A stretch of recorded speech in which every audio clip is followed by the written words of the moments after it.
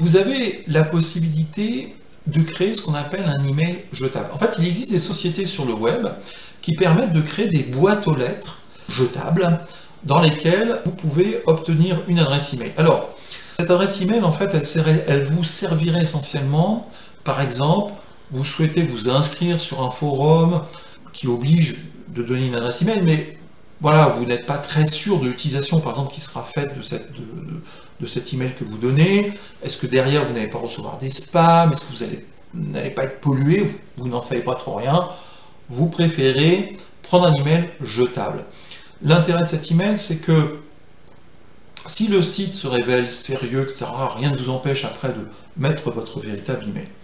Alors, concrètement, vous avez donc des sociétés qui proposent, généralement gratuitement d'ailleurs, de créer un email jetable. Celui-ci qui propose de créer un email jetable et anonyme.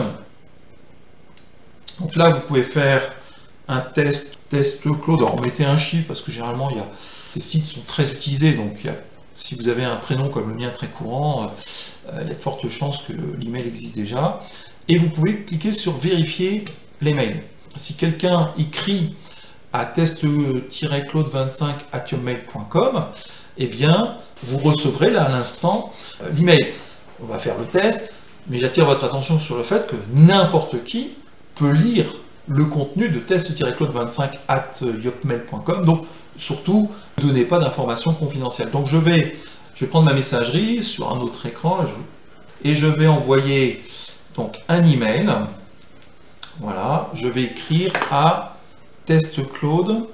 J'écris, voilà, un petit test pour voir si ça marche. Voilà. Et donc j'envoie. Très bien.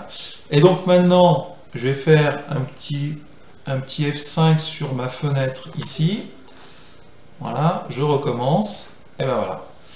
Et je vois qu'effectivement, j'ai bien reçu un email. Ici, c'est un petit peu technique parce qu'il me donne tout le contenu de l'email. Vous voyez qu'effectivement, j'ai bien un email.